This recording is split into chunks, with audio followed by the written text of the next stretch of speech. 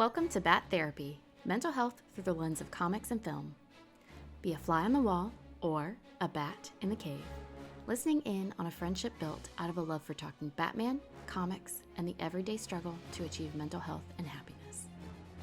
We're your hosts, clinical psychologist Dr. Amelia Brown and educator and comic aficionado Keaton Hopkins. Don't forget to follow us on YouTube and social media and find our Patreon at patreon.com/battherapy. This podcast is about providing education and understanding and is not a replacement for mental health treatment or support.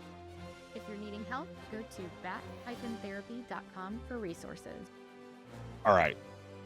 I'm excited. So first things first, we are talking about a 20-year-old movie today, which tells me one thing: millennials have aged so gracefully. We look amazing. For this movie coming out 20 years ago, which is also the year that I graduated high school, 2005. Wow, really? Yeah. So I don't know if I agree about us aging gracefully, though, because if you compare us to Keanu Reeves, who plays the main character, no one ages as gracefully as that man. I have fully embraced him as an elder millennial. Year is not required. It is what it is. I still, when I was looking him up earlier, when I saw 60, I was like, oh no. Yeah. No. It doesn't Actually, yeah. Isn't he one of the people that people joke around that say they're a vampire? Absolutely. Yeah. Absolutely. Yeah. And it might not be a joke. Keanu Reeves somehow falls into the black don't crack category, and I don't know how. He's got some Asian blended in there. That's the key. That is the key. I think it's Hawaiian and a little bit of something else. Chinese. So yeah, Pacific Islander, a little bit of Asian. So that helps. So today we're talking about Constantine, which, if you listen to the dialogue in that movie, the dialogue is so quiet and the action sequences are so loud. So it's not Constantine, it's Constantine. Dude, you have to whisper. Okay. So I'm watching this freaking movie while my kid's asleep upstairs. And granted, she sleeps through everything, but still, I'm glad you bring this up, because I thought it was maybe our version of the movie because I kept having to up the volume and then reduce it down. And so, okay. Yep. So I'm not going to lie. As I was watching this movie, I actually watched it with Colleen, because she's like, what are y'all doing for the podcast? I said, Constantine. And she was like, have you watched it yet? And I had told her no. And she just goes, I will be more than happy to watch Constantine with you. And so, well, yeah, because you chose the correct wife. That's the moral of the story. I absolutely did. She's the best. But as we're watching it, it just dawned on me how well I know this movie, because I hadn't watched Constantine in quite a few years, and I can still quote so much of it. I can still quote. I watched the hell out of this DVD. I feel like it was one of those first DVDs that I really remember having, and just watching all the special features and just being absolutely infatuated with it. It was one of those DVDs that I vividly remember going back and buying the widescreen version later on. Yes. Oh, yep. Yeah. That's right, Gen Z listeners. We are old enough because you probably have no idea what we're talking about. You used to have to choose what frame your movie would come in on the DVD, and it would either be square frame, like the Square TV, or full screen. Yeah, I used to hate widescreen because it would shrink things so much. What are these black bars? What the hell is this? Yeah, it's you take up the whole screen with the movie, and now all the TVs are shaped widescreen. So, wow, you're taking me back. So yeah, I got really infatuated with this movie. I vividly remember in 2005, the year that I graduated high school, my mom took me to Washington, D.C. on a trip. And in the Air and Space Museum, you can make your own dog tags. Cool. And mine said Hellblazer on them, from Constantine. Of course they did. Yeah. And so originally they wanted to call this movie Hellblazer, which is the comic. They wanted to call it Hellblazer, but they decided to call it Constantine because they didn't want it to get confused with Hellraiser. like Clive Barker, like the horror suit. Same thing with the comic. Originally, they wanted to just call the comic Hellraiser, but they were like, actually, no, which Hellblazer sounds so much cooler. Yeah. Um, Yeah. and I was joking with you earlier because I said I know a lot of people that were fans of the comic had to be absolutely livid with this movie when all of a sudden it was he wasn't blonde, he didn't have the beige coat that he always wears. That I felt was something very simple they could have just He adjusted. he wasn't British. Mm, The whole movie was set in LA, which I love. I'm like, of course hell's in LA. That makes so much sense. Yeah. yeah. The whole movie's set in LA. And then also it really just sticks a lot to just Christian lore. It does not Yeah. explore all of the different Mhm. lores that Constantine does. I mean, he shows up in Sandman for crying out loud. Like he's all Yeah, over the he's all place. over the place. Yeah. But yeah, I loved this movie so much because Keanu Reeves, like, say what you will, he was so charismatic as Constantine. I just loved him. Even from the moment you see him and he's just like, this girl's possessed. Let me just put my cigarette down real quick. He didn't even put it out. He's like, I'm coming back to this cigarette as soon as I exorcise this demon. Go get me a mirror. Like, I just love him. Just not fazed by anything. He's such a badass. Say there are certain facets of that that definitely lined up with the character.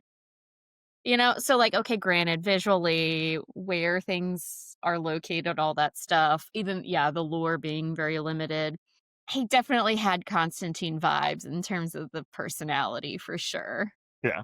And like yeah, because so here's the thing, and spoiler alert, if you haven't seen the 2005 superhero horror Constantine, we will be spoiling this movie. If you haven't seen it, also go watch it. It's cool. Go watch it. It's Go watch it entertaining. and then talk to me about it online. Like find me on whatever social media you're on. Just come find me and we'll talk about it together. Like seriously.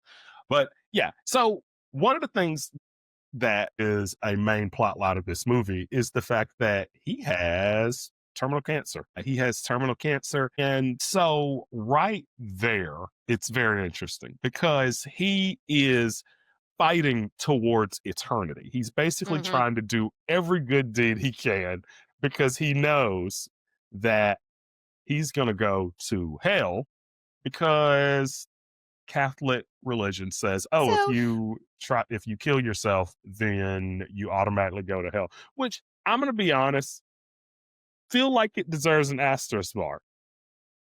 Feel like it yeah, deserves an so asterisk mark. First off, if he lived, it doesn't count. I'm gonna be real. Right there. Even if this stupid ass rule was somehow a thing like, oh, you killed yourself, so you automatically go. I'm like, he didn't though. He didn't. yeah, but I mean, Doesn't count. let's say you intended to kill somebody and they technically didn't die, but it's just because You don't get the same something amount of time in prison. That's went attempted amiss. murder. Okay, okay. But you still get time in prison. That's the Yeah. thing with hell, it seems like it's all or nothing, which doesn't seem very fair. Yeah. Yeah, that whole thing was a little which, you know, different people have different belief systems, and if you're listening and you're like, "I believe this," like, cool. But there was just a very interesting they focused in on suicide quite a bit actually in They do. this movie They because do. he's not the only character where there's a suicide kind of plot line going on. And you know, so okay, he's a kid. He can connect to like demon, angel, Yeah. mystical, whatever things. You So can see everyone beyond the around veil. him, Right. yes, he can see beyond the veil.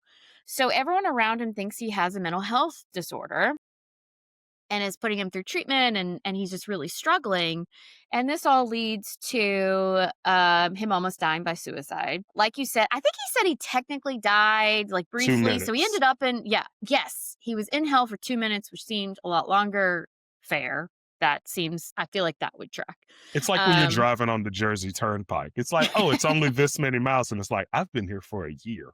Yeah. Look, I've gotten lost on the Jersey Turnpike, once again taking me back around the same time frame when you didn't have Google Maps, and it was so hard to get off Yeah, and to, like, yeah. turn around. Yeah, you try and look it up on MapQuest at the library, and it's like, take the Jersey Turnpike, and then the printer runs out of ink because it doesn't want to talk about it anymore. Yeah, I got on going the wrong way, and, like, I, for the life of me, couldn't figure out turning around. But, okay, so then he's like, "Oh, holy crap, that was miserable. I don't wanna go to hell." But then the guy's screwed because you've gone through such an intense situation. Wow, I'm more passionate about this than I thought I was.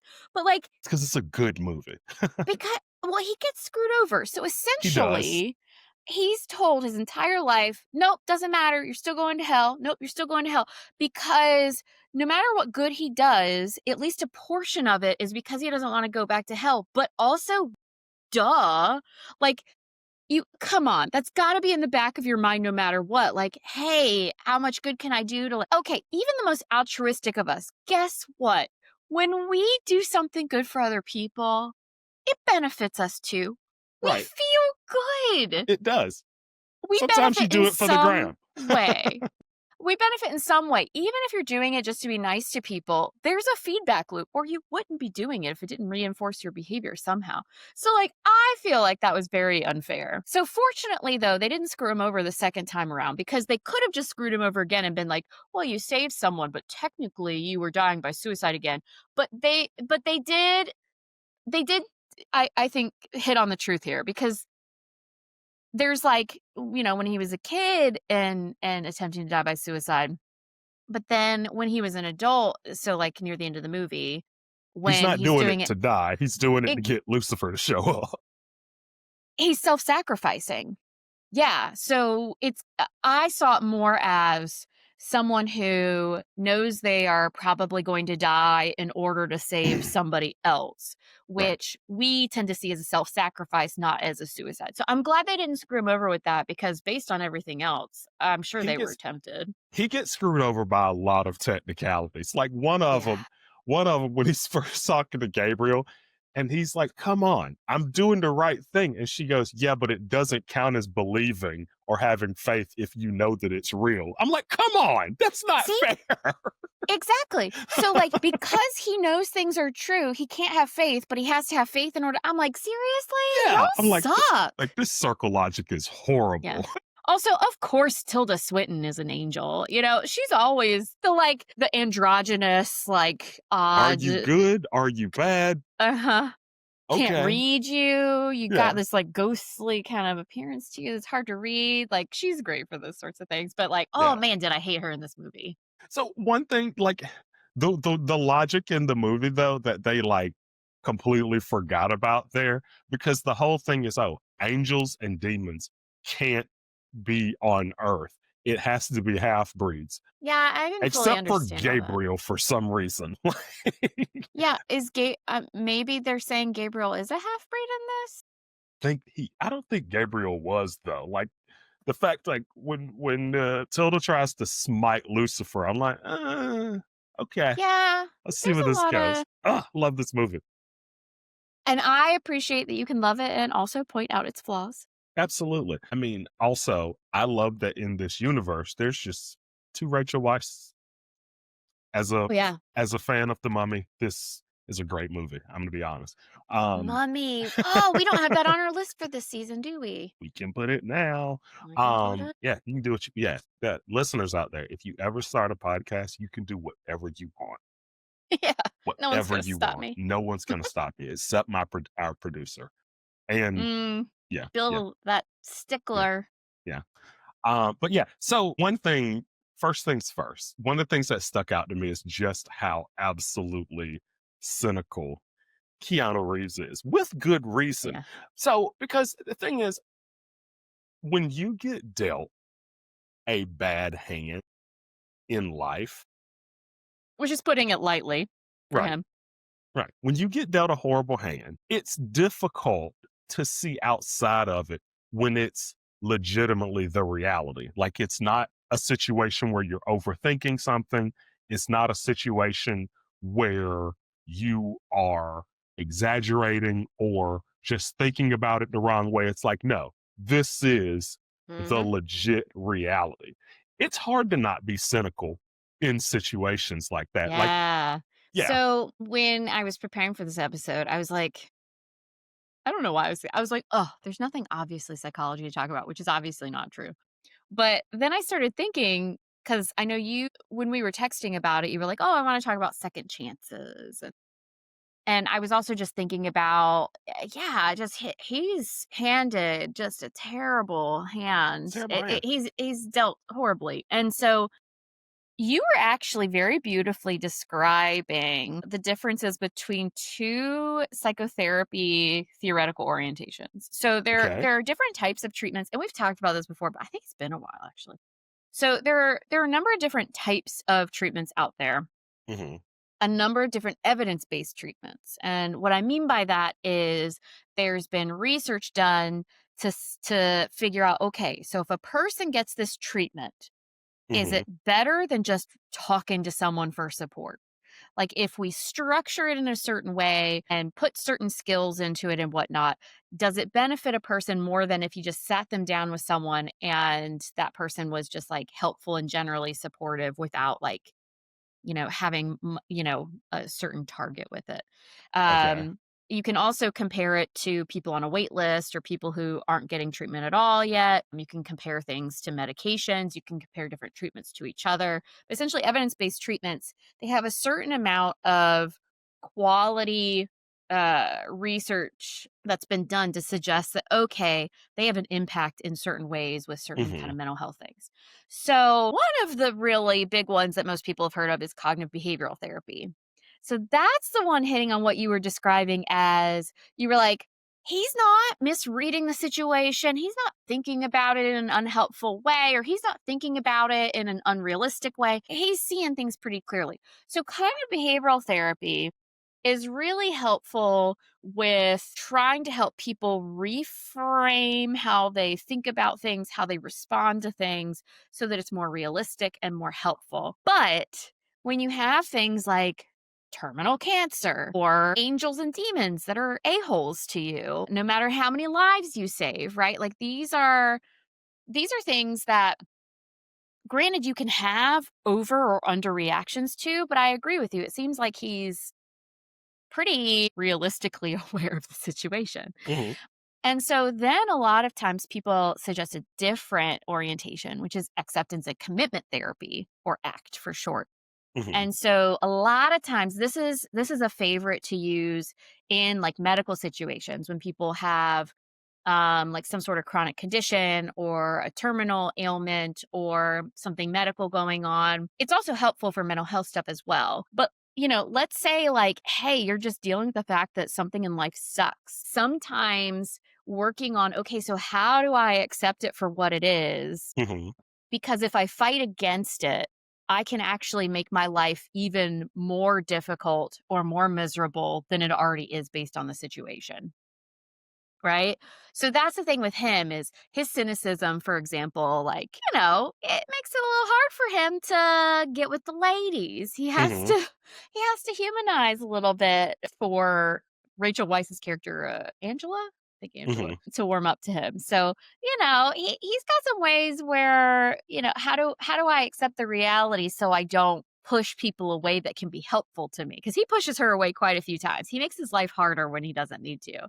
So, yeah, he has to work on his acceptance a bit. And then in working on that acceptance, he actually is able to work through all this unfair stuff and, isn't ending up in hell at this point, at least. Although Hmm. Lucifer is like, I want you to live long enough for you to make another mistake. Poor Constantine. What? But also, that just speaks volumes to just how badass he is. This man has done such a number on hell Yeah. That that Lucifer's like, he's like, I'm getting you myself.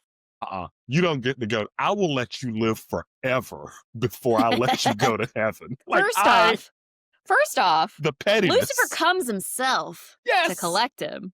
And then, yeah, the pettiness of, I'm going to make sure you live as long as it takes for you to Yeah. end up coming back around to hell. Yeah. I know that you're a miserable bastard, and I can prove it if you give me enough time. this is what makes me angry is like, once again, how acceptance and commitment therapy is a really good match here because Constantine just gets screwed over because this guy has literally done so much good that Yeah. Lucifer himself is Yeah. hunting him down so he can drag him to hell. And yet, still, for most of the movie, he was still going to end up in hell. That's just Yeah. angers me. Technicalities. I tell you. Man, those technicalities get you I every tell time. you. You got to read the fine print. You do. You do. It's like, yeah, you caught the biggest fish, but fishing license expired 2 minutes ago. Sorry. Like, yeah. Yeah, but I don't know. I'm just like, because I mean, like, once again, I understand that there are some people who believe that suicide is a sin, and actually, for some people, their religion is protective for suicide because they're like, it's not okay with my religion, and it actually helps them be able to set aside some of those urges and thoughts that happen. But there are certain situations like this where I'm like if there was someone who survived and they're trying to live their lives and they believe that they were going to hell no matter what. Like, that's not helpful. Come on. How is that helping that person be able to move on and like find a better life? So I really hope that for those that believe this way, like hopefully there's an easier way toward heaven compared to what Constantine had to deal with. Cause Yeah. Because, like, I grew up a Christian, and I fortunately went to a non-denominational church that thought about suicide differently. They looked at it like from a mental health standpoint, and it's like, hey, a mental illness is exactly the same as a physical illness. Like and so they had a good view of it. But everywhere I went was not like that. And I vividly remember as a 5-year-old someone being like, yeah, if your dad killed himself, he's in hell. And I'm just like, geez, someone told you that? absolutely, while passing out graham crackers. Jeez. Yeah, yeah. And I'm like, can I have the cinnamon graham crackers? Like, I feel like I'm entitled to that now, and maybe some This extra is lemonade. Like, how this about? is the exact response I would expect from 5-year-old Keaton. Yeah, absolutely. I'm like, yeah. So recess? That's awful. Can we do recess early now? Like, okay, thanks for letting me know that. I mean, yeah, but at the same time, I mean, this is like early fundamentalist Christian. So 5-year-old Keaton was probably already going to hell because I enjoyed Power Rangers way too much, right? Like, and so Oh, yeah, well. I was basically Constantine when I was 5. I had a list of reasons that I was headed for hell, especially that Pokemon card collection. Woo! And you were like, "Well, I'm already going, so I'm so cursed. I'm cursed. It is what it is. so little Keaton, instead of pulling a Constantine and desperately trying to get to heaven, you're like, "Nah, I'm a lost cause. Let's go down Right. I should have, swinging, like, at 5 years old, I should have been just like Constantine, just cigarettes. smoking Welcome to my cigarettes." life. Yeah. But yeah, I was a very cynical child. I was. But like, yeah, so there's that whole technicality situation. And the so another thing that stuck out to me in this movie is the idea of denial. Mm, So Angela was a twin. Her sister Isabel, both of them basically saw the same things that mhm, John mhm. did as a kid. Isabel ended up being committed Mhm. to an institution while her sister just denied seeing it. She was just like, nope, I don't see it. I'm putting it aside. I'm ignoring it.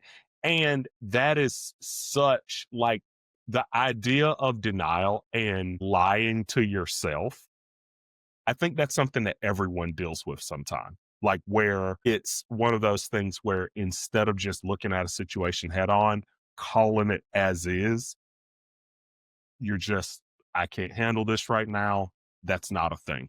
That's not a thing. And I'm just going to continue doing what I'm doing right. The mind is very powerful. And now, granted, there are some times where a person might deny something and they're very conscious of it. So she describes starting off being very conscious of it and purposefully choosing not to share about it. And she said eventually got to the point where it wasn't happening anymore. And so this isn't true about everything. I mean, obviously our minds have limits. I can imagine all I want that a piece of chocolate cake is going to appear in front of me and it is not going to happen unless I like go to the store and get it, right? there are just so many examples of ways that the brain can implant something there, make us perceive something that's not there, or like you're talking about, yeah, preventing picking up on information. And some of that is not a conscious thing, and it's just like the weird ways the brain works. But Hmm. with denial, what we're talking about here, absolutely. So she very purposefully, in this case, she very consciously was consciously aware of, this is, I'm seeing what's happening to my sister. I see the path that's taking, and I can't do that. I can't handle that. I can't. And so I said, nope, it's not happening. Ignored all the things that were going on. And for her, that meant she actually had a mental block for a long time. And so when there are memory gaps or these kinds of blocks, sometimes it starts off more purposeful like that, and other times it doesn't. But it I think it is a really cool example. I mean, obviously, this is a fictional movie. There's a ton of random stuff going on that we don't see happening in day to day life. But I saw that as very realistic, just how she was describing it and what was going on and how she was trying to maneuver the situation. It's very plausible that something like that would happen.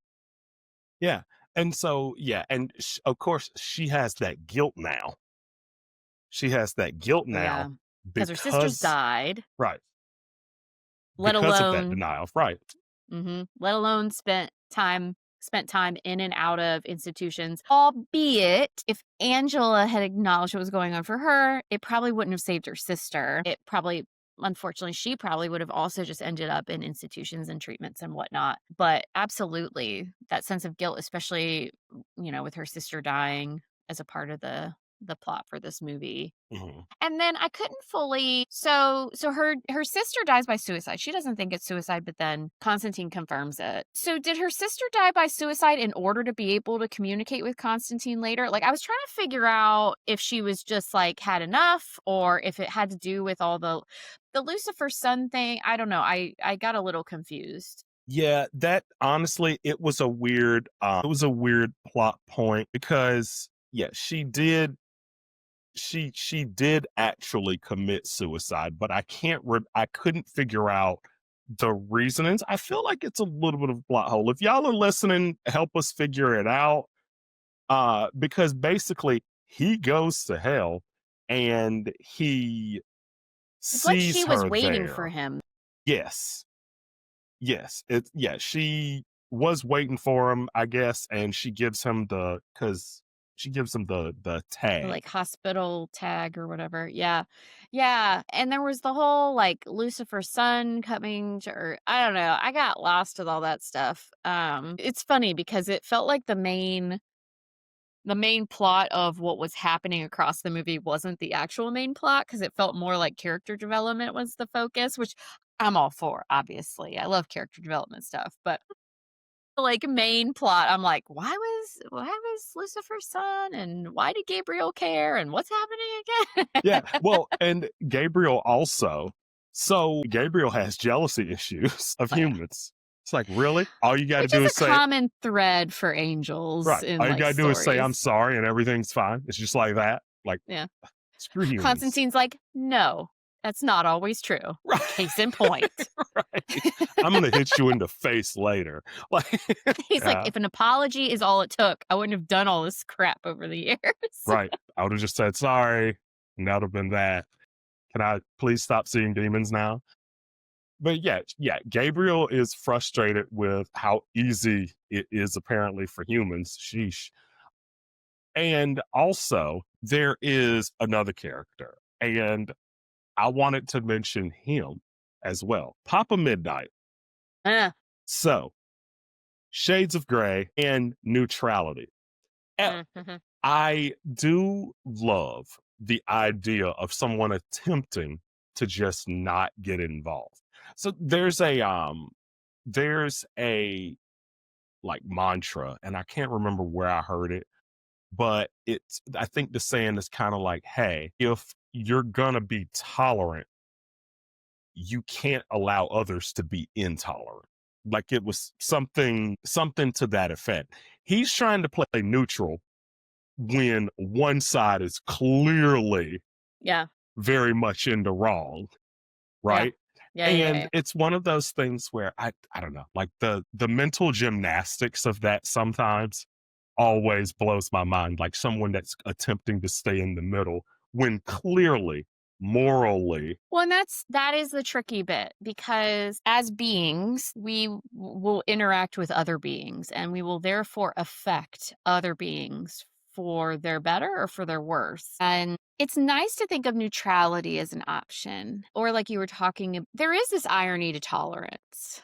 mhm, where people will point out, well, these folks are saying they're so tolerant, but then they're not tolerant of these other people's beliefs. But like really a part of it is how do we allow as many people as possible to have as much rights and freedom and positive experiences as possible, given that we are inevitably going to step on each other.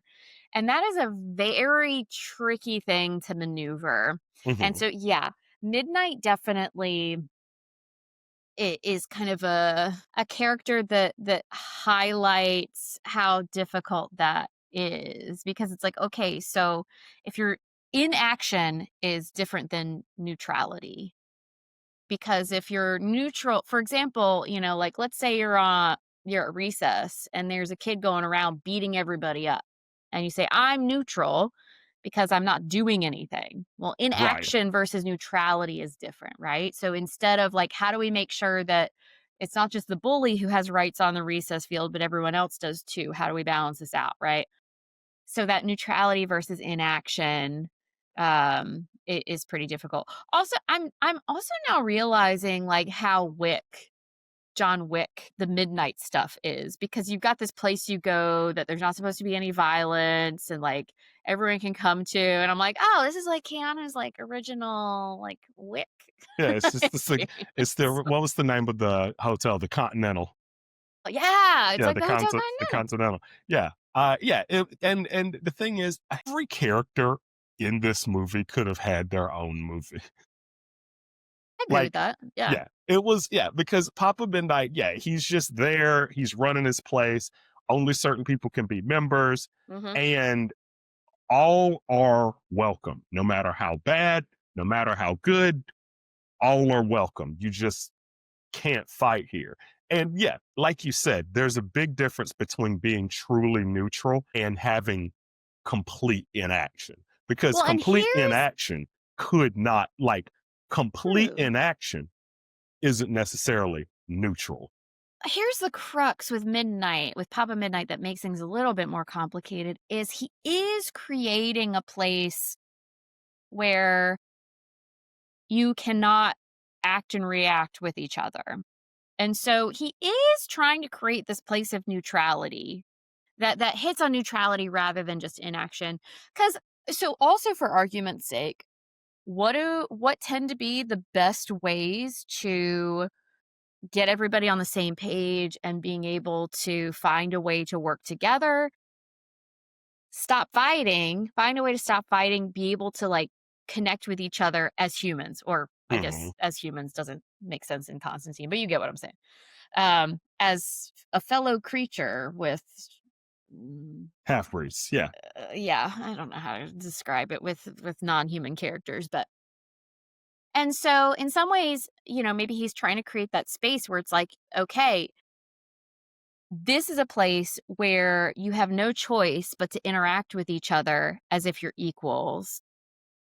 But then, yeah, it is tricky because if you do let someone in who, say, has done like super terrible people on the terrible things to people or demons or half whatever on the outside, let's say they're killing a bunch of folks. Well, Mhm. there's not going to be anyone to actually come and show up. And it's a lot easier to be having a conversation with someone if you're the one doing the killing versus if you're one of the people that might get killed once you step out the door. So, yeah, it's tricky. I mean, what he's doing, creating that neutral space, it can almost be, like attempts at like peace accords and this, that, and the other. And like, how do we come to the table and how do we discuss things? But also, Keanu, I think, is hinting like your ceasefires are only skin deep, essentially. So, Yeah, very good point. And then another thing. So, Father Hennessy and mm, Beeman, Keanu's friends.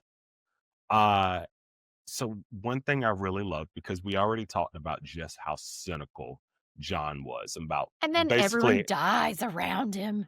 not only does everyone die around him, but they also die still believing in their cause. Not only still Mm, believing in their cause, but believing in John. There was a really good line that Beeman says, like, as he knows he's probably about to die. And he's like, John, I know you have never really believed. And honestly, with your life and how it's gone, you've never had much reason to, but we believe in you. yeah. It was such a good, it hit me. I'm not gonna lie. It was, with the year that I've had in 2025, that line hit me kind of hard. I'm not Aw. gonna lie. It hit me kind of hard, because it's like, yeah, this all sucks, but like, you're our hero. Like, you are, like, we believe Yeah. in you, even if you don't know if everything's going to work out, even if you don't know if everything's going to be okay, at the end of the day, what we do believe in is you, and how much of a difference that you make. And it was almost like he was saying it in a way of, even if we can't, you Mm, can. And it yeah. was just, it's that Heavy idea. lies the crown, man, Right. though. Like, oh, I'm just thinking about, could be wrong, but I think Constantine's pretty good about not putting guilt on himself that he hasn't earned. So, what I mean by that is, for some people, it'd be really hard not to take on guilt for the sacrifices those people made for them. Hmm. But I think Constantine is able to separate that. My perception is he doesn't take on guilt per se with that, because there are these things that need to be done, and he is in a special place to be able to do it. And him and his friends aren't like choosing for that to be him and this, that, and the other. And so it's not like the cause is still very clear, even if he doesn't like his role and their role. But it definitely ups his cynicism. Because I mean, with Angela, he's essentially like, you wanna get added to the list of people that die around me? Are you serious? Because I mean, that guy, like, check him off. They're all just dying left and right on him. I mean, even like Chaz, God, that's the one that like pisses me off the most. He like I was finally I was becomes just about to say, right? yeah, Like like, he shows his worth. He's so good. He probably could have become a Constantine. And no, someone's like, you know what? I'm gonna, I think it was Gabriel, right? I'm just gonna kill this kid because I know it's gonna hurt Constantine. yeah. And like, he's based off of, like, Chaz Kramer. He's based off of John's best friend, Chaz. And Chaz, it's not Kramer, Chaz Chandler or something like That that sounds in the right. Because I in looked the him up later because I comics. was curious if he was from the comics. Yeah. So he's based off that, but he's not like an apprentice. He's kind of just John's like contemporary or something like that. And he drives him around and stuff. But there was one thing, because right when the movie came out, I was like, this movie's awesome. I know it's going to get a sequel. 20 years later, we haven't gotten one yet. Hopefully we will. But one of the things that I was wondering if they is that in a sequel, were they going to explore like Keanu's guilt Mm. over Chaz died? Because you could tell that one really hurt him. Like, you could. Well, and then Chaz becomes one of the half-breeds in the, like, Yeah, after credit scene. it seems like it. Yeah, seemingly he becomes So, like a half breed or something. So does he keep his personality still? That's a question mark. So, yeah, there could be I some think very interesting so. things they could have explored in a next movie, for sure. Yeah, I think they do. And the thing is, one thing, because I was talking to Colleen about it, I was like, in movies, and this is something where, like, I think people's faith can come in and kind of help them through whatever they're going through in life. Sometimes religion can be a big help. But Oh, yeah, sure. in movies, whenever they introduce the idea of heaven, it makes it easier to deal with character deaths.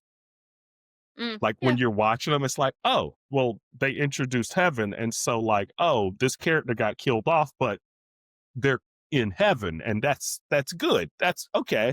it like makes Hmm. the blow dealt isn't as rough because it's like, oh, they're in heaven and happy, and there they are right there. Like it makes the blow hurt Yeah. less. Like Well, yeah. and for us, so I do want to acknowledge, like, in our country, that's one of the more likely ways that we do that. But there are a lot of different things about how we think about life, whether it's an afterlife or how everything's connected and energy is shared and moves, or a lot of different ways where absolutely, like, having some sense of a person just not being just like poof gone and not existing anymore, and how that lightens the load.